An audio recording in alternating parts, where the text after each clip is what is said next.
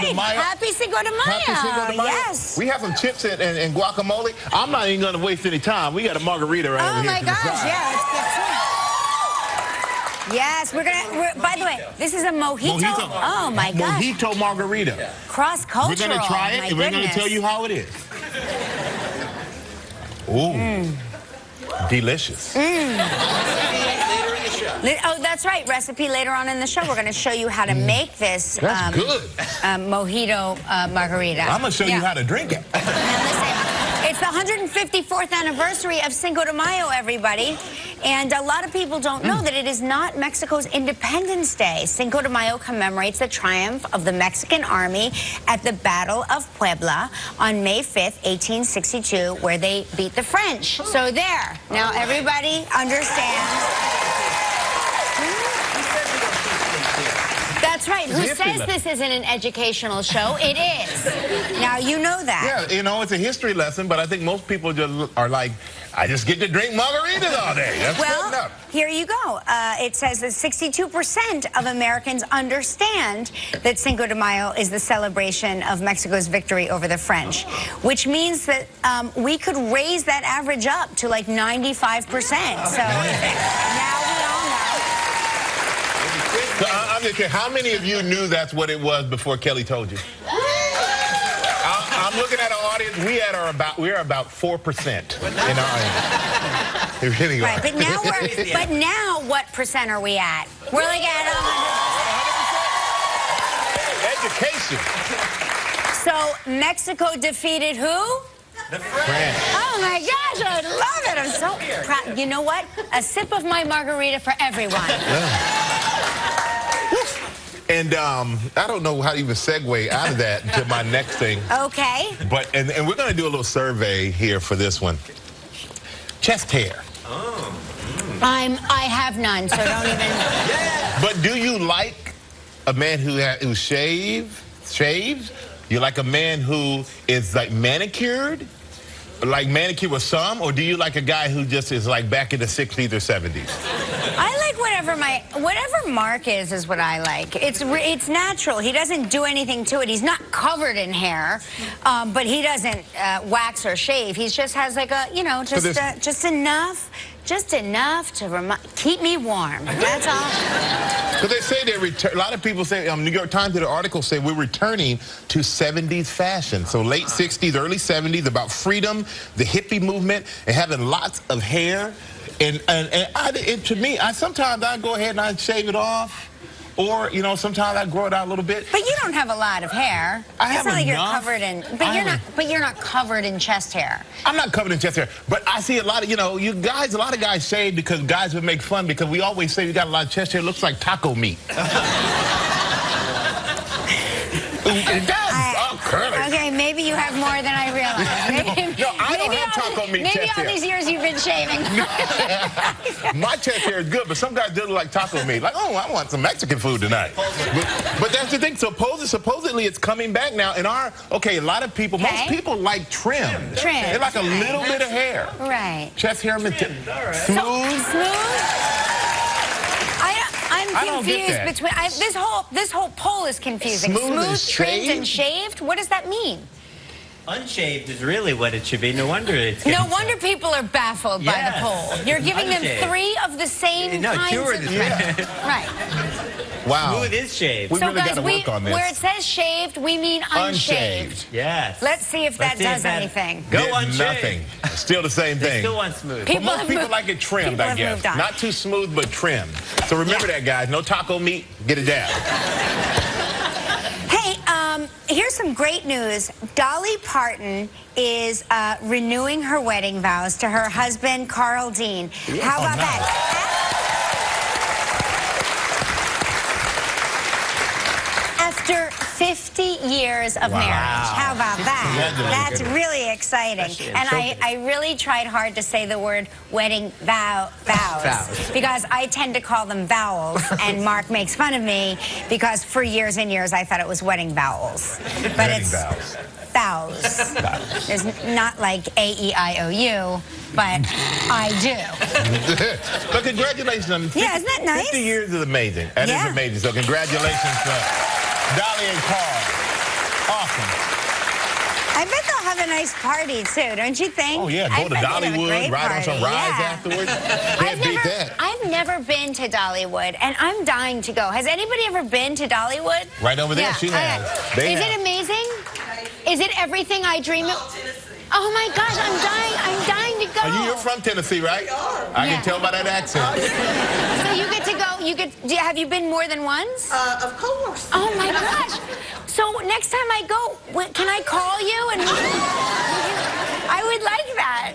Oh, because I'm dying to go. I love the way you said, of course. I love it. I love it. I love it. I love it. Hey, and Janet Jackson is having a baby, everyone. Yes, Janet Jackson is having a baby. We will drink to that. Yeah, she canceled her concert, which I had tickets to. I was so sad, but this is a really good reason, so we are happy for her. That is great news. And that's right. She's 50 years old. It's never too late. Never too late to have a baby if you want a baby. Well, she's 40. She's 49. I guess her husband's 41. They got married like a year or so ago. And good for them. They wanted kids and going to have a baby. Oh, so she's 49. I misspoke. She's going to be, no, but she's going to be 50 in like 2 weeks. So that's why everybody's going. She'll be pregnant at 50, which is unusual. But she's still 49. Yeah. Listen, I am 45 until 5:23 in the morning on October 2nd. And then I turn 46, and not a second before. And, you know, speaking of 50th anniversary for Carl and Dolly, we always say any anniversary is a diamond anniversary. That's right. Yes, all right. correct. So, but there was this diamond that was found in Botswana last year. Okay. 3 billion years old. It's 1,109 carats. Wow. And they expect this to fetch $70 million at the Sotheby's auction. Like, whoa. But I'm curious, what is your favorite cut of diamond? Round? No, what? Oh, I don't know. You're asking a person that really, I joke about diamonds, but I have no knowledge. I always like the sparkly kind. But I'm wondering, what do you do with this 1,100 carat diamond? Do you cut it up and make a lot of things? Or do you just walk around with one big heavy piece? Like do neck exercises to hold it. I got engaged. That would have to be a necklace. Hey, Ma, I got engaged. Yeah, he's a multi-billionaire. You're not going to believe this diamond. Because it's the size of a tennis ball, to give you some reference. Right. So I don't know. Would you break it up or would you keep like one big thing? I wonder what this person's going to do. I don't know. I would find out what I would either put it in a museum and so everybody could see it, or you would just feed the entire community where it came from. I don't know. That's what I would do.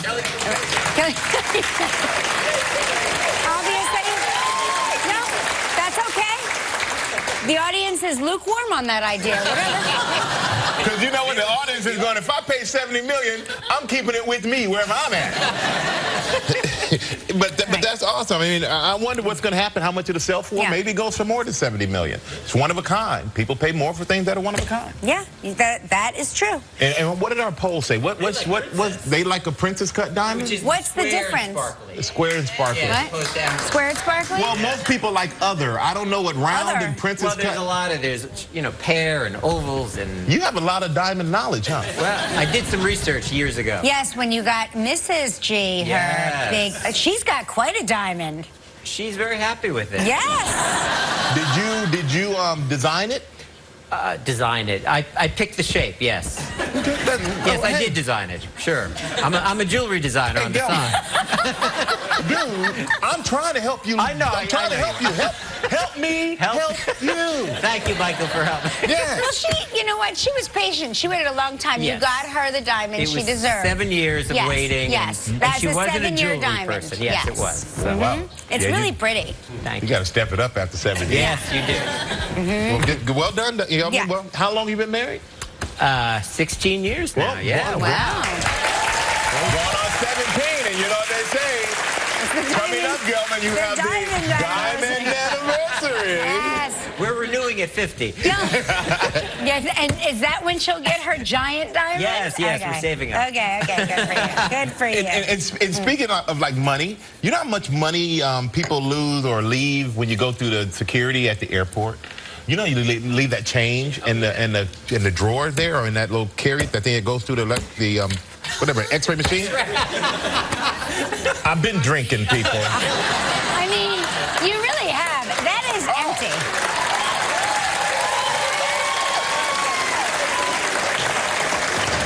I'll be honest with you. I would be on number 2 or 3 if I could. I'm just trying to be nice for TV.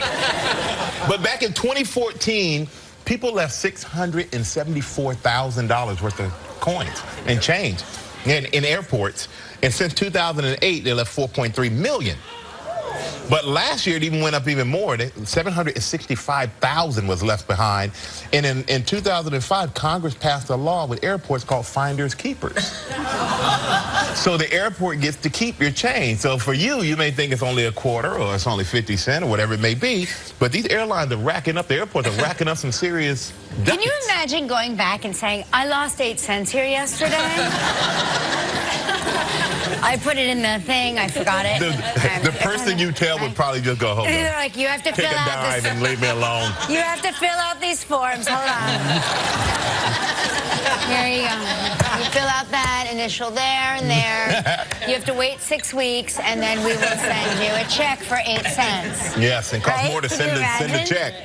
But it's funny. I remember one time Michael, when he was little, was saving up for a bicycle, and he would always like collect all of our loose change to do it. Like he would say, "Mom, any loose change?" We would put it in this glass jar in our in his bedroom that he used like as a doorstop. This big glass jar, and it got heavier and heavier. And one day we decided to take it to the the penny arcade to cash in all of his change to see how much he had. And Mark went to pick up the glass jar because I couldn't pick it up. Michael couldn't pick it up, and he went to pick it up, and the glass jar disintegrated, and all the change went everywhere. It was crazy. Yeah. But he had enough for a bicycle. I mean, yeah. See, I do all that every day. I just throw my change until this thing, and it fills up. And then my twins, I bought them piggy banks. Yeah.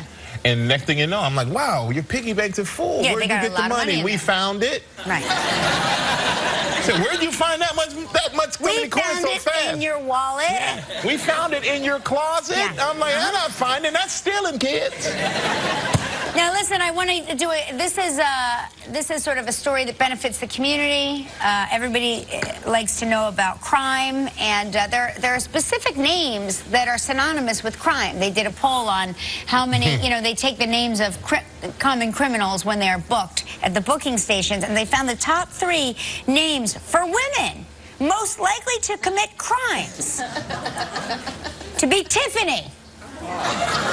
Anybody here named Tiffany? Yeah, all right. Okay. Samantha?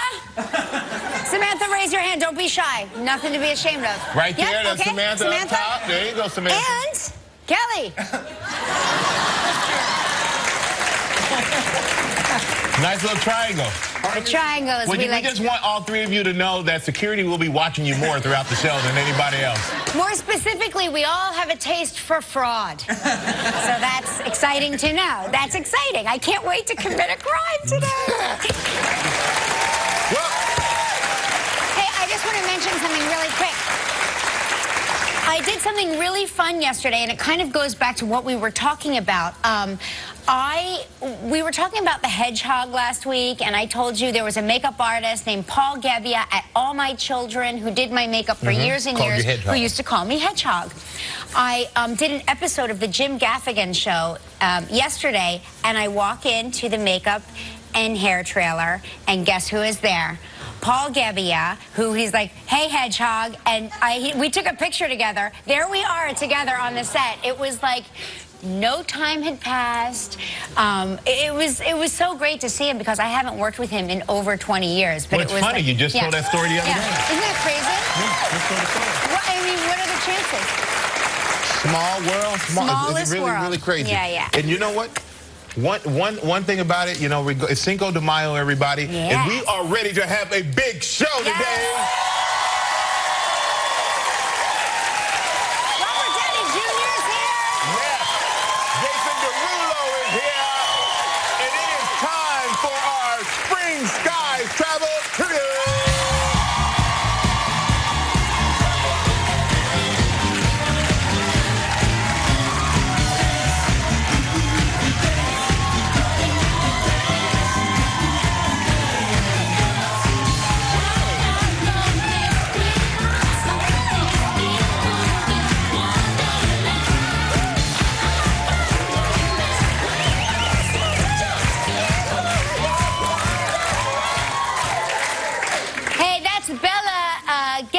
from Harrisburg, Pennsylvania.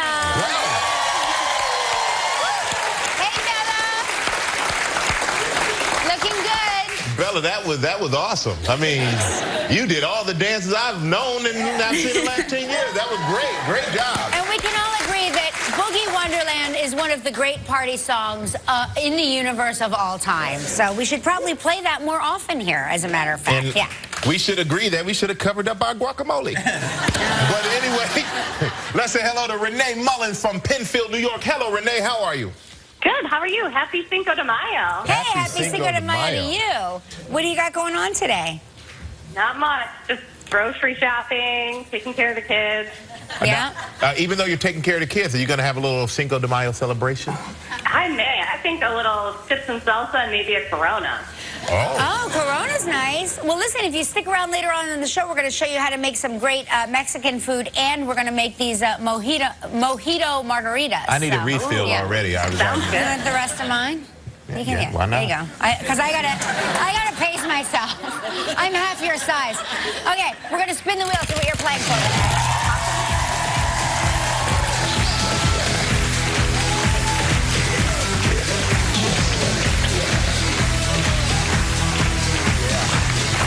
Have you had breakfast yet? I had a little breakfast. Okay, all right, okay. But I'm feeling real nice right now. Have some chips. Have some chips. Hey, it is a great prize, the Turnberry Isle, Miami. 7 days, 6 nights. It includes a spa treatment per person, a round of golf for 2, and this trip is provided in parts by Hotels.com. It's a prize valued at $82. Oh boy, $100. You have 20 seconds and only one guess, Renee. Good luck. Thank you. All right, Renee, here we go. You're scared. You think I'm... I don't know. Okay. But I just might be. All right, Renee, on yesterday's show, we talked with actor Jeremy Renner. Which one of Jeremy's co-stars did he say he found out he was related to? Jennifer Lawrence. You got it. There we go. Congratulations, you and a guest will enjoy 7 days and 6 nights at Turnberry Isle, Miami. Tucked away on 300 lush acres in Aventura, Florida, Turnberry Isle, Miami is a tropical oasis that exemplifies a culture of authenticity, spirited service, and enriching experiences. Enjoy spacious guest rooms and suites, 36 holes of championship golf, tennis, a wellness spa and fitness center, fine dining, and much more.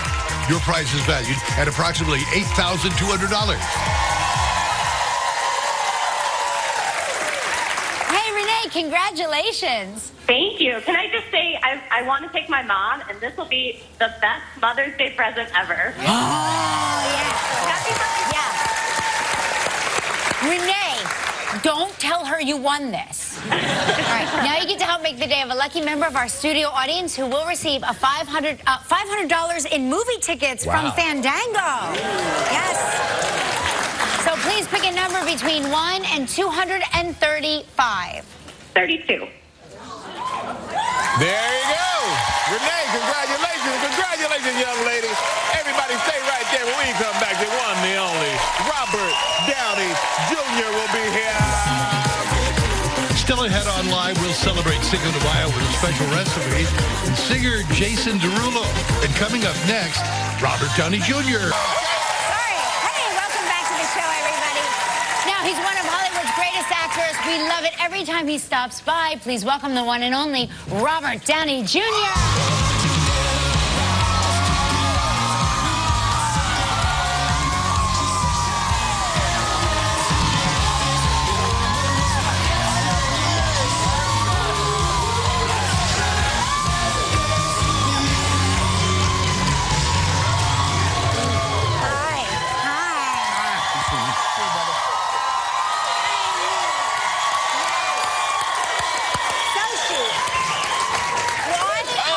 So chic. Come on, tell us. What's the secret? I try not to talk about it. But how are the kids, my man? How are the kids? Pretty fun. It's fun to bring the kids to New York. Oh, they're here with you now. That's right. Oh, that's I mean, they're great. not here. They're not like up in the, yeah. So what's their favorite thing to do? They've been here before, right? Yes. I mean, there's always the park and run around the streets, you know. I Yeah. mean, I don't know, probably arguing over a piece of toast. I don't know what they like to do. So Exton is 4. He's 4. And then Avery is 18 months. 18 She's the Oh, my sweetest. Wow. Yeah. You took a recent family trip to Aspen, right? Yeah, we went to Aspen. I don't want to say I'm not a big ski mountain guy. I wasn't raised in a family where we could keep a set of skis together, but we had a really good time. Yeah, what'd you do? Exton took ski lessons. Avery and I hung out a bunch. I went snowshoeing. Oh, I love Good the exercise. snowshoeing. It's really good. It's the greatest. It's also a lot harder to wind up in the hospital snowshoeing. 100%. You know, and right before a press tour, you don't want to be like, "Hey guys, sorry, I can't really show up for Civil War. I'm in traction." Yeah. So, Yes. you know. But And it's a lot easier also, though, to get lost in the woods. So you have to make sure you stay on your snowshoe trail. My God, Yeah. now I'll never do it again. No, don't do that. But you brought a video of you and Avery, and I did. I did. think it's important you see this sweet child. Are you a baby? oh wow. Are you Avery? You're a pretty girl. Yes. Are you happy? But budding star in the making. Yeah. Right? It's the best. Oh my gosh, I miss that age so much. I miss it. I mean, they can do no wrong. I know, absolutely. It's really And then it true. all changes. And you can't either as a parent. You know what? You just enjoy them and love them. They love you back, man. Yeah. That's the best thing about being a father. We're going to take a quick break. When we come back, Robert's Throwback Thursday photo. We're going to have a little discussion about that as well. We'll be right back with Robert Downey Jr. Still ahead on live, Jason Derulo. Downey Jr. star of Captain America Civil War. So you are a native Californian. You grew up there, right? I'm from New York, but I went to school out there. Went to school out there. Yeah. Okay, but you went to one of these high schools with lots of famous actors. Right. Well, they were famous, and I was at the school. Yeah, okay. With Santa Monica High School, Santa there was Monica. Robert and Emilio Estevez. Emilio Estevez, Charlie Sheen, and Rob Lowe. That's correct. Now, Look at this picture. were all 4 of you acting at the same time? Were you all in high school? They were working and going to school, and I was working the ice cream counter at Thrifty's and going to school. Oh, my God, look at that dude. You're so cute. Yeah. In high school, though, did you do any, like, plays or anything? Yeah, did Oklahoma. Oh, cool. And, yeah, I played Will Parker. So you obviously are a great singer and dancer. I'm okay. I'm serviceable. Yeah. Okay, but who would you say would be the, who's the biggest class clown out of the 4 of you? Probably Emilio. Really? Oh, yeah. Who got the most girls? Rob Lowe.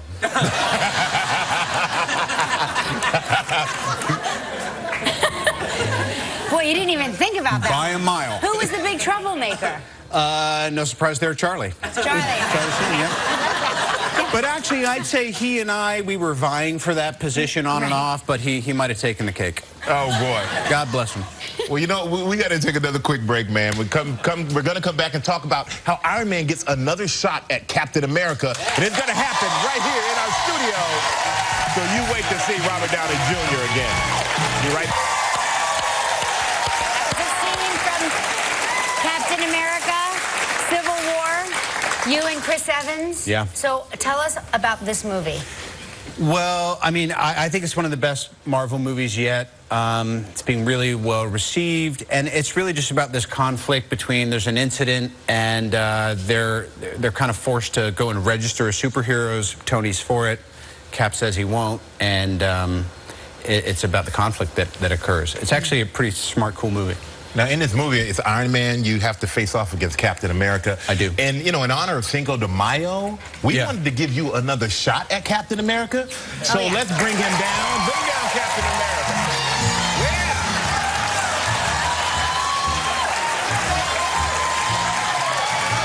Give me your best. Do you want a mask? I got something here. You got something? You got your own mask. Okay. There's no nads. Give us Captain America a whirl. Your turn. Go ahead. After My you. turn? Yeah. Look out, look out. Hit it. Hit it. It's about to go. It's about to go. At the head, at the head. We did it.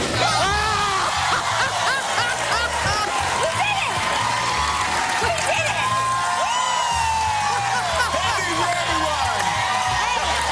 Make sure you go see Robert Downey Jr. and Captain America Civil War. Oh my gosh, we got another one. We got another one. Oh. All right. Go ahead. Hey, it opens tomorrow, everybody. Jason Derulo when we return.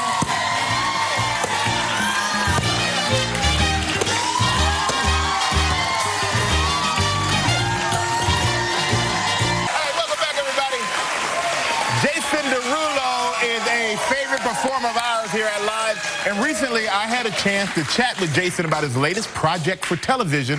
Take a look. Here's Jason Derulo. He's known for his killer dance moves, his high energy performances, and his incredible vocals. Please welcome the very talented Jason Derulo.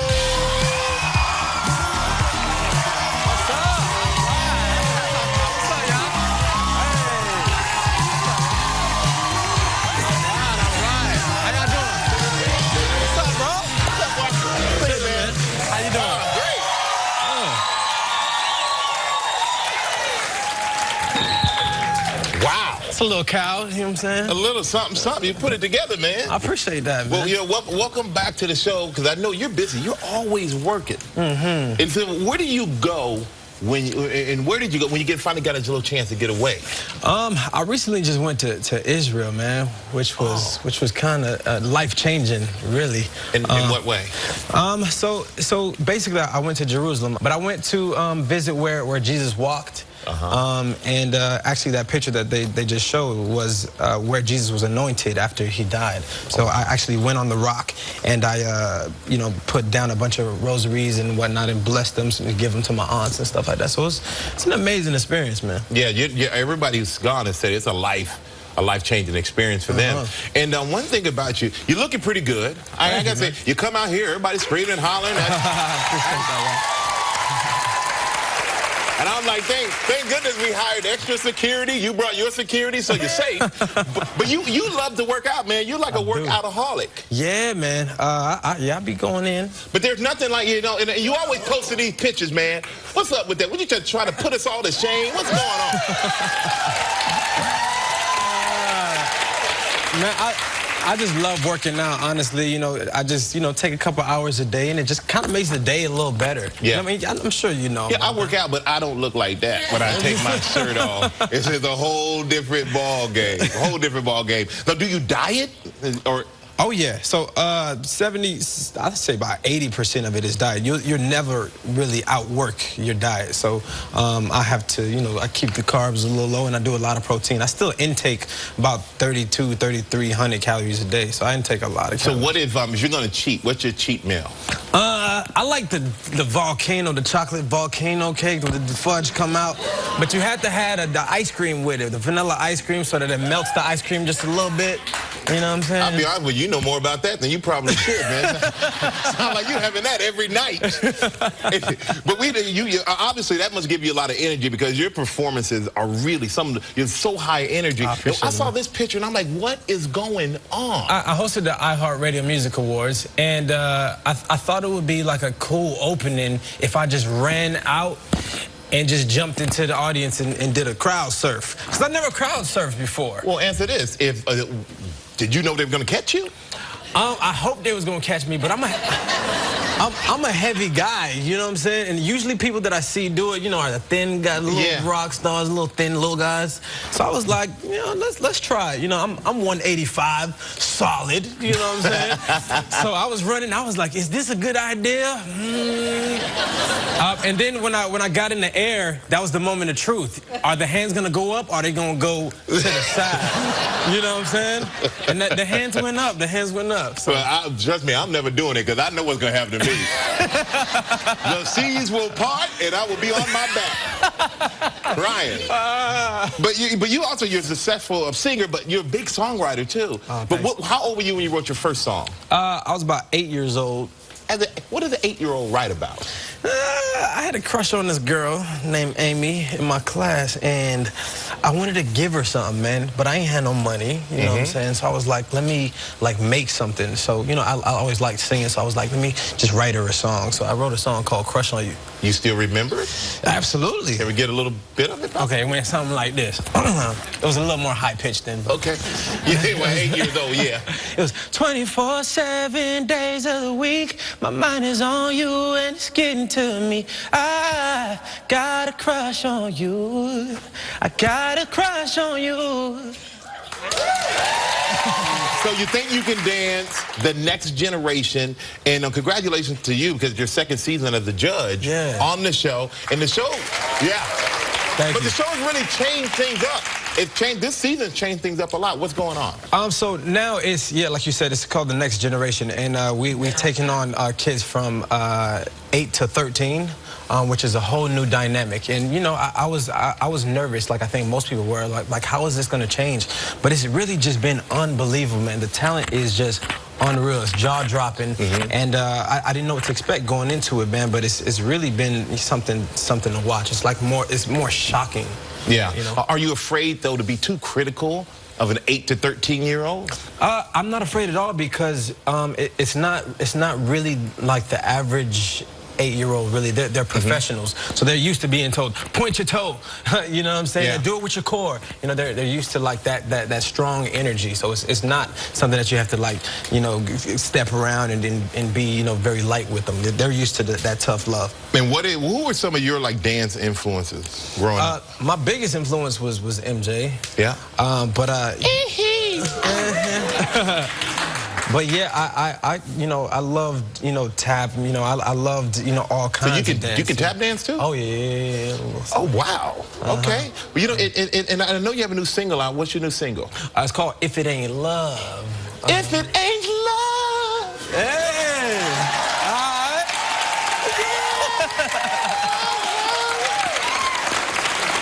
Pretty good. Oh, you know, if you want to act like you can sing, all you do is go, oh yeah. Oh, he got a voice. But you know what, you man? just need that little vein to pop out. Yeah, it's like, oh, he got passion. But MJ was a big influence of yours growing up. I loved MJ. Can we dance out a little bit to Pella's music? All right. Yeah, this is how we're gonna do it. Play a little something. I heard you wanted to learn. I want to learn something. What you got? Take me something. So this one's called the Derulo Shuffle. The Derulo Shuffle. You got your own shuffle. So basically, you want to kind of, it's like a footwork. Okay. So start.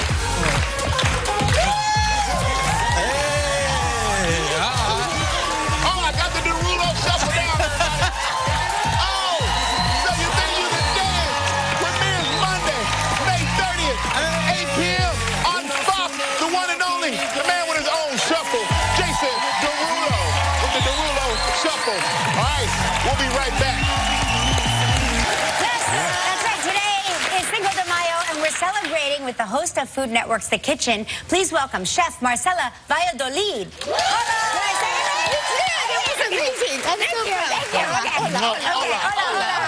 How are you? Okay, this is exciting because what we're making today is one of my husband's favorites that I am not able to make for him. You will be able to make it after today. Very excited. Tamales en salsa verde. That's what. Can you try that one? No. Tamales and salsa verde. I don't know if I can have another margarita after earlier. You're great with your accent, so you know. I'll try it after, you know, afterwards. So we're going to do this assembly line style, the way it's done in Mexico with all the mothers and grandmothers and the way that I did it with my family. So we're going to start off with the corn husk. And then what I have here is a corn husk that I just soaked in water overnight. It's important to soak it so it's nice and pliable. That's really important. You're never going to be able to do this if it's dry like that. Got it. So soak it overnight, and then you're going to rip off a little piece, and we're going to save that for later. Oop, a little bit longer, just like this. And then I'm going to be on masa. Okay. For masa, you have a very simple mixture of masarina, salt, baking powder, because I like them to be nice and fluffy. Nothing worse than a dense tamal. Right. And then I do lard and a little bit of chicken broth or vegetable broth if you want to keep it vegetarian, but we got chicken, so you know. Okay, so first step is the schmear. The schmear. This is important, Kelly, if you're going to make these at home. You're We're having a tamale with a schmear. Exactly. It's in New York. You have to have a schmear. Okay, so we'll do that part. And this could be a little bit softer depending on your preference for masa. These can be nice and soft. It'll give her kind of a peanut butter texture. And then you're next down on the assembly line. Okay. We need a couple tablespoons of the mixture. And this is the chicken that's been cooked in this tomatillo, cooked down with some jalapenos and some garlic and some onion, just really good flavors. And then we're going to pass it down, sir. You're in charge of the hardest part of the tamal. Well, eating? Do you mind if I come over? Okay, you're going to do it. You're going to do it. Okay, so you fold over, both sides kind of tight. Yes. You can do it. Yes, you can do it. You can do it. And then you leave the top part open, and then you fold the bottom up. Excuse me. Okay. A little bit more, my friend. Yes, that's good. And then you take your string that you've created with that. You did a really good job. I'm kind of impressed. And then you tie it up. Skills in the kitchen. And then you tie it up, and this is a tamal. Oh. How about that? You did good. Wonderful job. Thank you. Wonderful job. And then what we do, well, you can go a little bit tighter with that I messed that up. No, that's okay. It's your first time. I'm very impressed for this being your first time. Yeah. And then once they're assembled, what do we do with them? Okay, what we're going to do is we're going to steam them. Okay. And if you don't have a steamer, you can. This is just a regular steamer, as you can see this. Oh, we can hold this. Okay. This is a regular steamer, but if you don't have one, you can kind of improvise and make one at home. So what you can do is you actually just take aluminum foil. Okay. And make some balls just like this, so you're creating volume, right? Because you don't want the tamal to sit right in the water because it's going to get all soggy and gross. So you put maybe like 5 or 10 balls, and then you just stack the tamales over the foil, just making sure that it doesn't touch the water. Wow. Incredible. Yes. Oh my gosh. So okay. It's a little trick for you to make tamales. And then when you steam them, it's really important that when they come out of the steamer, when you peel the tamal, it needs to not stick to the corn husk. Otherwise, it means it needs to be cooked for a little while longer. Give us an estimate on how long we should steam them for typically. About an hour. About an hour. But you know what? If you're like from my family and you've got like 700 going on at a time, you might need a couple of hours. It depends on the batch. But for the most part, it's an hour until the dough gets hard enough where it'll peel nicely from the corn husk. Fantastic. Okay, we're going to taste take a break, and take a break. We'll be right back with Marcela, everybody. One sip of margarita. If you'd like to know more about anything you see on live, log on to our website, livekellyandmichael.com. We're back with Marcela, Valladolid, star of the kitchen, and we are finished up our tamales. And it's time to taste them. Time to taste. It's tamale time. Also, we were curious about this penny that's here. It's an old Mexican culinary kind of little secret. What you do is you put it at the bottom of the pot, and when it starts to rattle, it means you're running out of water, and you need to add more, or your tamales will dry out. Oh my gosh, that's genius. Okay, so can you be in charge of unfolding the tamales so I let you guys know what else is happening? Yes, get on that. We got ceviche. People are always complaining about how Mexican is not healthy. All this is delicious sushi-grade raw fish with some cilantro, some chile, some cucumber, a little bit of tomato, salt and pepper, lime juice to cook the proteins in the fish. Really delicious, really fresh, perfect for your Cinco de Mayo celebration. Great to put together. And the recipes are all up on your website. Yes. So if you guys want to cook this later today, it's all there. And then salsa. Also super healthy, actually packed with antioxidants. And you have tomatoes, a little bit of serrano.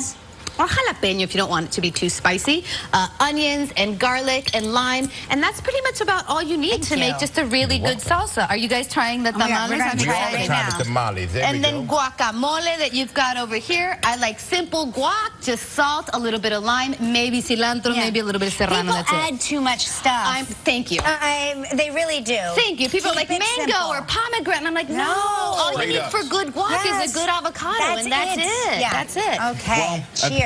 Appreciate you. Thank you. Try it out. And then for the drink that you were really into, the special drink. So simple. It's like a mojito and a margarita mixed into one. He's on number 3. He's on number 3. He likes it. He likes it. It's basically just a simple syrup that has a little bit of mint. But my secret addition is that I like to add Mexican lime soda because it's sweetened with pure cane sugar and not high fructose corn syrup. So you get more of the flavor of the sugar, and it adds a little bit of fish. Cheers. So salud. Thank you for having me. Thank you. Feliz Cinco de